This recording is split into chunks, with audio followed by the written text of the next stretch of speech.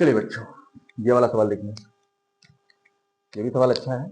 उस बिंदु के निर्देशांक ज्ञात कीजिए जो बिंदु -1,7 और 4,-3 को मिलाने वाले रेखाखंड को 2:3 के अनुपात विभाजित करता है। पहले इस सवाल को समझिए क्या कह रहा है। उसने दो बिंदु दे रखे हैं, हमने आपको बताया यहां कितने बिंदु दे रखे हैं, दो बिंदु दे रखे हैं। ये मेरा ए है, ये मेरा बी है। ए के में निर्देशांक कितने, -1,7 दे रखा है, थोड़ा बड़ा लिखे, सॉरी, 1,-7 दे रखा है। बी के दे रखे हैं 4,-3। ठीक भाई, क्लियर। ये दो बिंदु दे रखे हैं। अब रेखाखंड, इसके बीच में रेखाखंड भी खींच दी भाई, चलो खींच गई, रेखाखंड है, मिलाने वाला रेखाखंड हो गया भाई, उसने कहा है मिलाने वाला रेखाखंड, इन दोनों बिंदु को मिलाने वाले रेखाखंड। ठीक है, चलिए रेखाखंड मिला दिया। अब कह रहा है 2:3 में विभाजित करता है, मतलब यहां कोई बिंदु, कोई पी होगा। क्या होगा, यहां कोई बिंदु पी होगा जिसको किसमें विभाजित कर रहा है, 2:3 में, मतलब 2 इसका हो गया, 3 इसका हो गया, 2 और 3 रेशियो में इसको विभाजित कर रहा है। तो वो पूछ रहा है कि उस बिंदु के, मतलब इस पी के निर्देशांक निकालने। क्या निकालने, इस पी के निर्देशांक क्या होंगे, इस पी के निर्देशांक क्या होंगे। चलिए भाई, हम अब सवाल पे आते हैं। देखो अब मेरी क्या क्या चीज दे रखी था, ये x1 y1 दे रखा है, ये x2 y2 दे रखा है, ठीक, ये m1 और m2 दे रखा है। ठीक है, m1 और m2 दे रखा है। रेशियो जब भी दिया हो, जब भी ये रेशियो में दिया हो तो समझ लेना बस m1 और m2 दे रखा है। क्या दे रखा है, m1 और m2 दे रखा है। क्लियर। चलिए सवाल पे आते हैं। सवाल में क्या करना है हमको, हमने माना बिंदु P के निर्देशांक, बिंदु P के निर्देशांक क्या है, एक्स वाई, एक्स वाई। चलिए बात समझ में आ गई। ठीक है, अब ध्यान से समझते हैं। अब है क्या क्या चीज, पहले वो लिख लेते हैं। देखिए x1 क्या है, ध्यान समझिए, x1 मेरा क्या है 1, x2 क्या है, x2 मेरा क्या है 4। क्लियर। y1 मेरा क्या है, सॉरी यहां लिखिए, y1 क्या है -7, y2 क्या है -3। अब फिर एक चीज और ध्यान रखिए, यहां पे m1 कितना है 2 और m2 कितना है 3। ये चीज समझ में आ गई, क्लियर, अच्छे से बोलिए, ये सब चीज समझ में आ गई ना, वहां पे देख के लिख रहा। चलिए फॉर्मूले पे रखते हैं। हमने फॉर्मूला क्या बताया था अभी, विभाजन सूत्र से। कौन सा, इसको बोलते हैं विभाजन सूत्र, विभाजन सूत्र। क्लियर। हमने बताया था m1x2 प्लस m2 x1, अभी पहला सवाल यही बताया था हमने इसके पहले। और क्या होता है m1 प्लस m2, ये किसका होता है, x का होता है।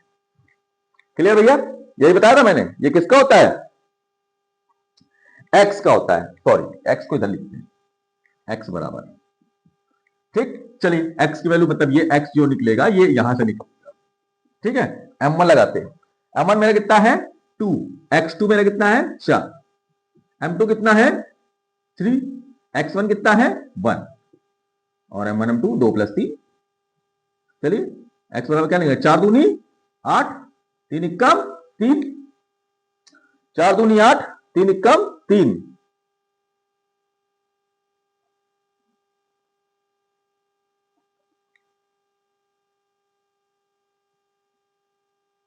ओहो, गलती हो गई, गलती होगी बेटा, यहाँ पे -1,7 है ये, तभी तो आंसर नहीं आ रहा है। यहाँ -1 होगा, वहां पे, यहाँ देख लीजिएगा, यहाँ पे गलती है, -1,7 है। ठीक है, तो यहाँ पे क्या होगा, x1 मेरा क्या आ जाएगा -1, और बाकी सही है, और ये 7 हो जाएगा y1। ठीक है, चलिए यहाँ पर गलती हुई थी, इसीलिए मैं सोच रहा था आंसर क्यों नहीं आ रहा है। चलो, क्योंकि बट्टे में आंसर आने की कोई सवाल ही नहीं होता है। x1 क्या हो जाएगा, यहाँ -1 हो जाएगा। ठीक भाई, बस इतनी चीजें सही कर लीजिएगा, बस बाकी सही है। चलिए आते हैं, 4 दूनी 8, 3 इक्कम 3, तो ये -3 और ये 5। क्लियर। चलिए भाई, x की वैल्यू क्या निकली, 8 में 3 गया तो 5, और बटे 5, 5 से 5 को डिवाइड किया तो क्या आ गया 1। क्लियर। अब दूसरे y पे लगाते हैं, y वाले फॉर्मूले पे, y वाले फॉर्मूले पे लगाया। चलिए y का फॉर्मूला क्या होता है, m1y2 plus m2y1 upon m1 plus m2, ये फॉर्मूला होता है। दोनों, ये x के लिए वो y के लिए, ठीक है। चलिए वैल्यू रखते हैं, m1 क्या है 2, y2 कितना है मेरा भाई y2 मेरा है -3 m2 कितना है 3, y1 कितना है 7, लिख दिया भाई, लगा दिया यहाँ पे 2 + 3 y, तो y बराबर क्या निकलेगा भाई -6, 3 दूनी 6 और 7 त्रिक 21 और यहाँ पे 5, घटाओ भाई क्या आएगा, 11 में से 6 गया 5, 15 बचेगा, प्लस का बचेगा, प्लस का ज्यादा है, इसलिए प्लस वाला चिन्ह भी लगेगा, तो 15/5, 5 से 5 दिया 15, y की वैल्यू कितनी आ गई 3। इससे क्या पता चला भाई, हमारे निर्देशांक क्या निकले एक्स वाई के, तो ये p के निर्देशांक निकले, p के निर्देशांक कितने निकले भाई 1,3, यही सवाल का आंसर है, देख लीजिए, ठीक है, आराम से इसको देखिएगा, बढ़िया सवाल है, बहुत बार आता भी ये वाला सवाल, 4 या 6 नंबर में आएगा, छोटा नहीं आएगा, ये ध्यान रखिएगा, ठीक है।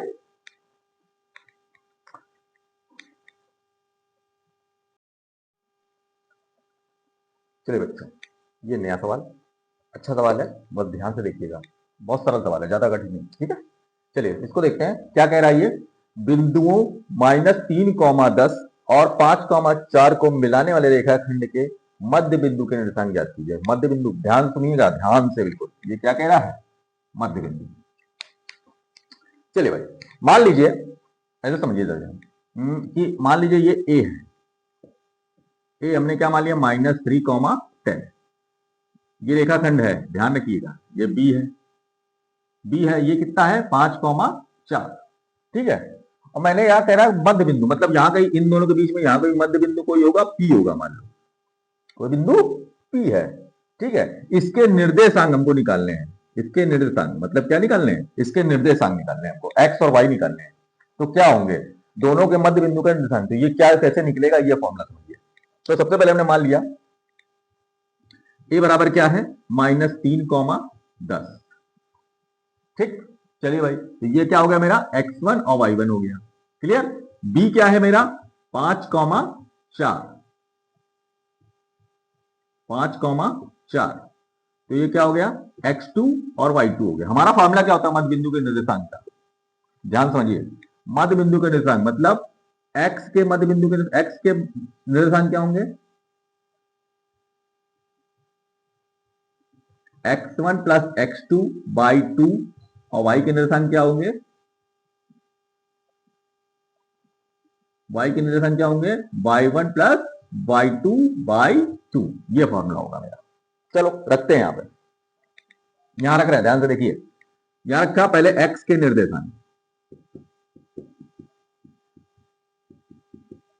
क्या है x के निर्देशांक, x1 + x2 by 2 रखो, x1 कितना है -3, x2 कितना है +5/2, तो ध्यान से देखिए 5 में 3 गया तो क्या आ जाएगा 2/2, 2 से 2 कट गया 1 आ गया, देखो +5, 5 में 3 गया तो कितना बचा 2 बचा, 2 से 2 को काट दिया।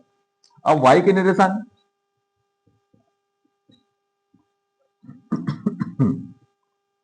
y के निर्देशांक कितने हैं भाई, y के निर्देशांक अगर कोई पूछे तो क्या होता है y1 + y2, y1 + y2 by 2, यहां रखा, y1 कितना है मेरा 10 और y2 कितना है 4/2, कितना हो गया 14, सॉरी 14/2, 2 से काट दिया, 2 सत्ते 14, तो हमारे एक्स वाई के निर्देशांक क्या आ गए, मतलब मध्य बिंदु के निर्देशांक आ गए, मध्य बिंदु के निर्देशांक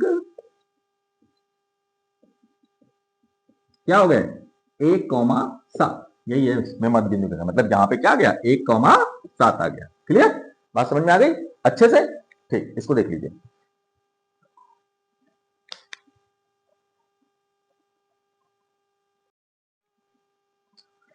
चलिए बच्चों, अगला सवाल देखते हैं।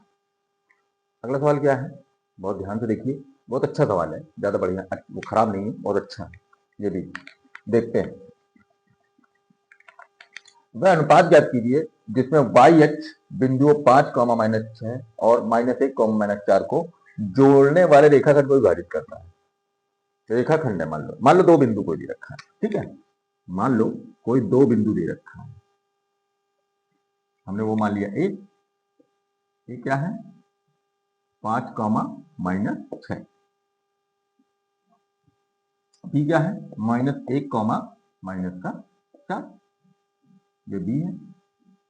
ठीक है, अब मान लीजिए रेखाखंड है, इसको कोई विभाजित कर रहा है, रेखाखंड को क्या करना है, बीच में से कहीं से भी विभाजित करे, यहां से कर दे, यहां से कर दे, कहीं से भी, यहां से कर सकता है ना, चाहे यहां से कर सकता है, कहीं से भी कुछ भी विभाजित कर सकता है। तो जहां विभाजित कर रहा है, हमने इसको क्या मान लिया, इसको यहां से m1 मान लिया, इसको यहां पे क्या मान लिया, m2 मान लिया। ठीक है, क्लियर। बस यही m1 m2 की वैल्यू निकालनी है, वह अनुपात निकालना है, उसका अनुपात निकालना, क्या अनुपात होना चाहिए। चलिए, सबसे पहले हमने इसको माना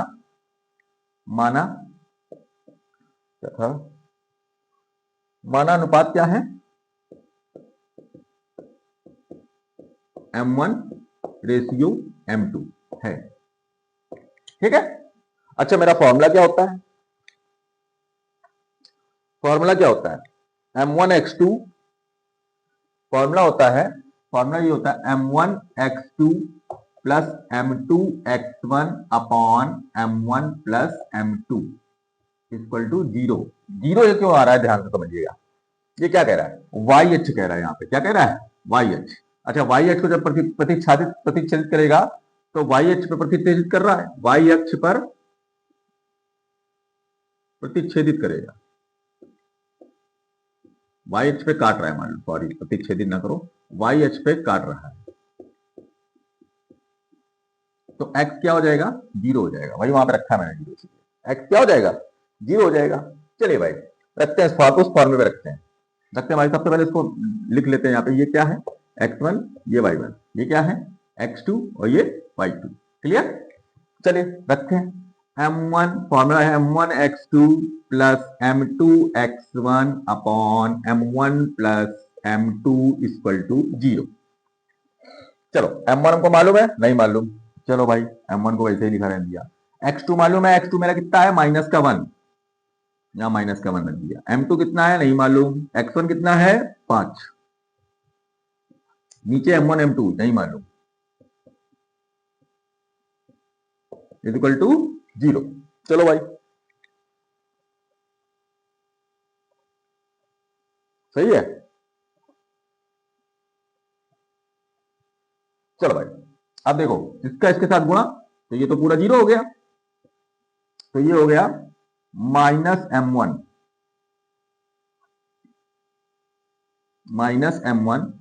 प्लस 5m2 इक्वल टू 0।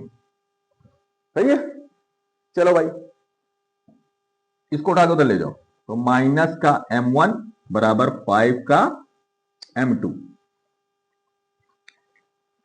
अगर ऐसा करते हैं, m1 m2 को एक साथ नीचे ले आए, यहां से देखो, यहां सॉरी माइनस यहां लगेगा, ये माइनस कैंसिल हो जाएगा, यहां पे लिख दिया m2 को नीचे ले आए, तो m1 अपॉन m2 और यहां बचेगा 5:1, यहां बचेगा ना भाई। m1 यहीं रखा है, m2 को नीचे ले आए हम, 5 को ले गए, तो यहाँ पे जो 1 था बचा था वो नीचे चला गया, तो क्या हो गया, ये 5:1, यही इसका क्या है, रेशियो, अनुपात, यही पूछा था अनुपात, m1 m2 के अनुपात, तो अनुपात क्या आ जाएगा, अनुपात आ जाएगा 5:1 है।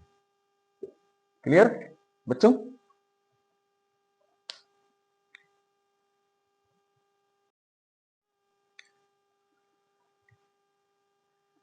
हेलो बच्चों, आप लोग कैसे हैं, अच्छा होगा कि आप लोग बहुत अच्छे होंगे, अच्छे से रहिए, अच्छे से तैयारी करिए। आज स्टार्ट करते हैं नई क्लास, समांतर सॉरी निर्देशांक ज्यामिति।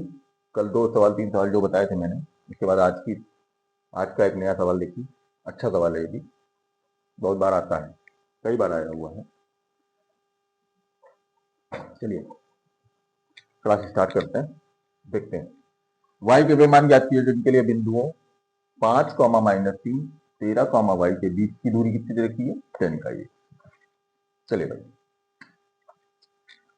मान लीजिए मैंने इसको माना है P बिंदु, P क्या है, 5, -3, ये Q है, आगे वाली Q, ये 13, y। तो ये क्या हो गया मेरा, x1 y1 हो गया, क्लियर, और ये क्या हो गया, x2 y2, क्लियर। फार्मूला बीच की दूरी का फार्मूला कल मैंने बताया था, डिस्टेंस की फार्मूला क्या होता है, दूरी का फार्मूला, दूरी का फार्मूला मेरा होता है x2 माइनस x1 का whole square plus y2 minus y1 का होल स्क्वायर। इसको ध्यान से देख लीजिए, ये डिस्टेंस का फार्मूला होता है, बहुत अच्छा फार्मूला है। चलिए हमको और एक चीज और, इसमें डिस्टेंस भी दे रखी है, मतलब दूरी कितनी दे रखी है, 10 इकाई। क्लियर? चलिए रखते हैं हम भाई, सबसे पहले इसको रखते हैं x2 माइनस x1, तो x2 कितना है 13, x1 कितना है, x1 मेरा है 5, 13 माइनस 5 का होल स्क्वायर।